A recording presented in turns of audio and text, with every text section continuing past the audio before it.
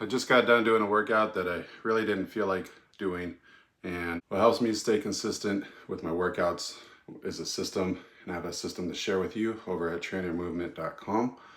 And I've read a lot of self-help books, and one of the constant themes that I've seen in those books is consistency leads to success. But what you don't get told, or what they don't tell you about consistency, is how hard it is. And the secret to consistency is doing the thing that you want to do, even if you don't feel like doing it. And that's what I've learned through all those books that I've read, is that if you want to be successful, it takes consistency. And consistency means doing it even when you don't feel like it.